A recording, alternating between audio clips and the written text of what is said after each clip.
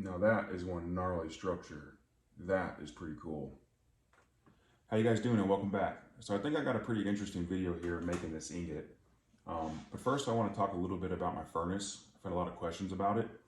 And real quick, this is my new metallurgical microscope. It's made by Amscope. It's a inverted metallurgical microscope, meaning that the optics are basically upside down. And that's so you can view larger objects like ingots. You have a large stage here, so it's really great for that. And I am getting a camera. It does go here, but I won't get that till next week, so it's taking a little while because I would really like to document this image and share it with you guys. I was able to get a picture through the lens with my phone, but it's definitely not as good as what you can see through, your own eyes. This thing is awesome. But I am going to get these ingots into bars. I don't know if I'm going to be able to do this one. This ingot was from my last video. It was a really short video where I added some vanadium carbide powder and a little tiny piece of 1018. So just curious to see what those effects are going to have. But other than that, I am pressed for time because I am working 7/12s right now and I'm working at night. Have a few days off for the holiday, so just having some fun. All right, so if you want to make steel, you're gonna need a good furnace. And honestly, I recommend just making your own furnace. You can easily make one out of a propane tank for really cheap. This happens to be a Devil's Forge furnace, and when I bought this unit, I didn't intend to make steel, I just wanted to melt brass. Now I have made some modifications to it, and I'll go over those. So these units do come with 2 inches of KO wool for your insulation, and they come with a little bag of satinite. Now I don't recommend using the refractory mortar to coat your wool. The stuff just doesn't hold up at the high melting temps. So what I've done is I've used a skim coat of Castellite 30 on the floor, the body, and the top here. And for the lid, which is 2 inches of wool, and then I've used about a 1/2 inch coating of Mizu. Now something I've done to this furnace that I do to all my forges is I've casted my burner tip. I just feel that that's a better way of going about doing things. Now I am running propane, and this is a forced air burner that I've made. So the air inlet is 3/4 inch pipe on a gate valve, and the gas is 1/2 inch pipe on a needle valve. And I've welded a plug here to this T fitting, and I've used a number 35 drill bit for my orifice size. Really happy with these burners. They work really well. And the fan I'm using is a mattress pump fan. Happy with this too, works really well. You can buy them at basically any sporting goods stores or a Target or a Walmart. And also I recommend running a thermocouple. This is an S-type thermocouple. You don't want a K-type thermocouple, you want an S-type. And I bought this thermocouple off of Amazon, and the connector I got from Minnesota Measuring Instruments. So I actually bought 2 of them, one for my forge and one for the furnace. And I've drilled a hole somewhere over here on this side, the back side, and the thermocouple basically just sits right above my crucible. But highly recommend using a thermocouple during your melt so you can see your melt temperatures. And the unit, which is what's displays your temperature, I got this off of Amazon. A lot of guys are using this. I'm really happy with it. And this is the part number. But you can also use a digital voltmeter. I don't know that cheaper ones will go that high, but a higher end multimeters like a Fluke, they'll usually come with an adapter you can plug in, to plug in the connector. But yeah, that's the furnace. So let's talk about the material we're going to use in this charge. So here's where things get really interesting. I like to think of it as tweaking the Wootz chemistry. Now I'm going to be going for a 1,000 gram ingot, 1.6% carbon. So I'm going to be using 625 grams of iron flake and 375 grams of sorrel as my carburizer. Now on top of those 2 materials, I'm going to be adding 3 alloying elements. And here I have a really cool periodic table of elements that my wonderful wife got me. I'm going to be adding element 23, which is vanadium, element 24, which is chromium, and element 41, which is vanadium. So we're not adding these alloys in their pure form. If you were to do that, most likely they just oxidize in the melt and they won't go into solution. So you need to use them in their ferrous form. So here I have ferro-vanadium, ferro-chromium, and ferro-niobium, which this stuff breaks apart really easily. You can get smaller pieces out of it. That's probably enough for like 30 melts. Now, something also important to know is the amount of the alloys that you're going to be adding in your steel.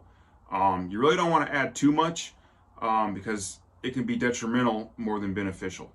For these three alloys, I don't really know a specific number, which would be too much. But I have learned recently that too much manganese in your steel that's very high in carbon is actually detrimental.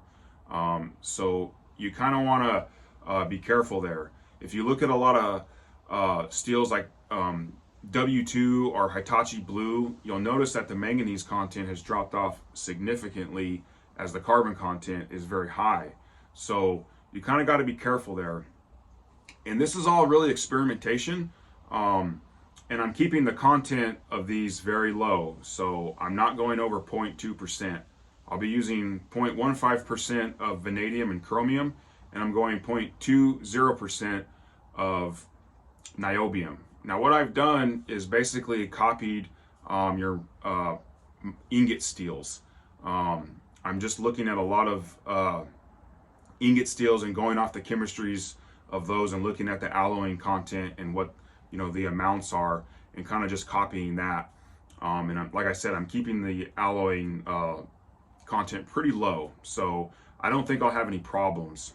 But one thing to know is that adding these alloys is going to make forging the ingot a lot harder, I guess. It's going to make it tougher to forge, unlike your more pure steel. Like if I was just to use the iron and the sorrel, that forges out pretty easily. So we'll find out.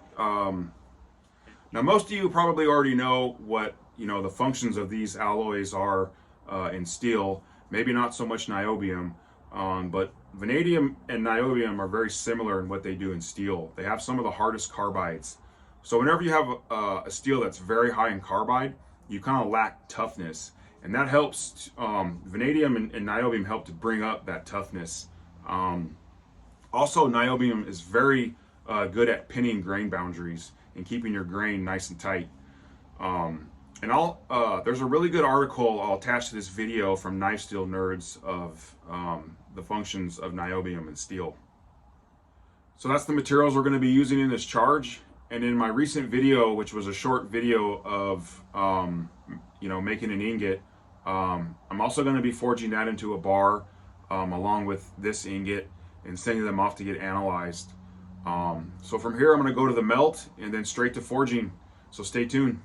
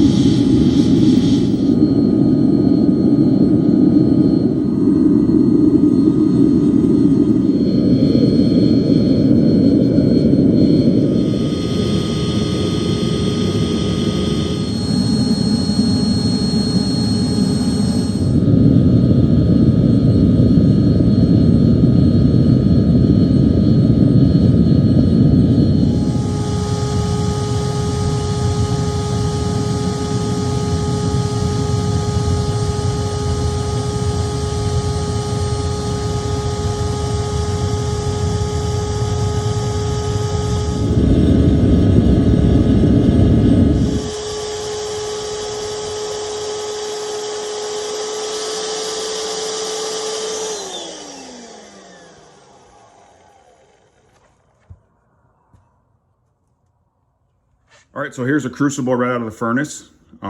This crucible's had 3 firings. That's why I recommend these Salamander Super Crucibles, because they're reusable and they're meant for the high melting temps. So let's break this open and see what we got.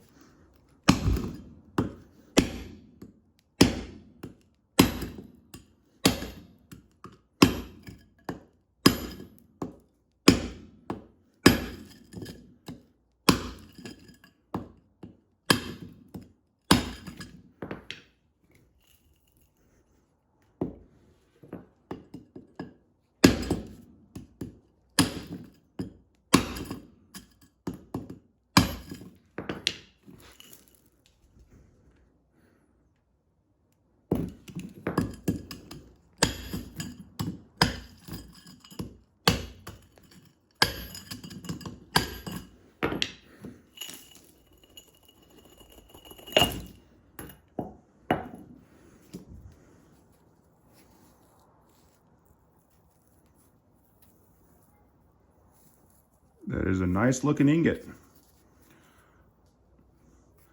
All right, let's etch it. Grind a little window, etch it, and look at the solidification structure.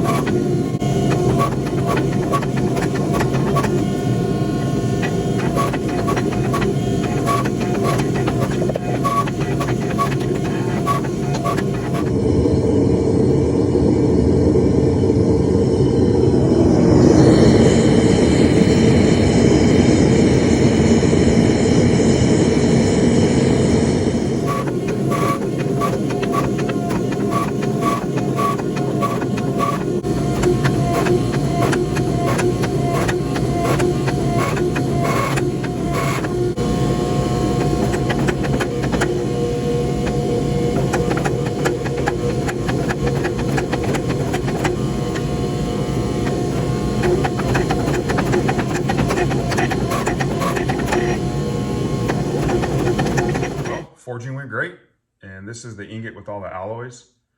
Now there was a significant difference in forgeability between the two. This one was a lot tougher to forge than this one, and that's to be expected. You have all these alloys in that ingot that need to be broken apart, and it's a little harder to break them apart from that dendritic structure, so that's why it's so tough. And as you start to get the ingot forged into a bar, it becomes a little easier because the alloys are more spread out. But anyways, there's still a lot of material in these bars, and something else worth showing is ingot orientation. So I put the top part of the ingot on the spine on both of these bars, and you can really see the kind of crunchy material here. But that'll all get ground out. So I went ahead and cut off 2 pieces. These will get sent out for analysis. So really curious to see what those are going to show. And I'm going to be ending the video here. And then in part 2, I will share the results and we'll forge some blades from the steel. So I appreciate you guys watching. I really hope you got something out of this video. I really encourage people to get into this because it's really fun. So anyways, thanks for watching and take care.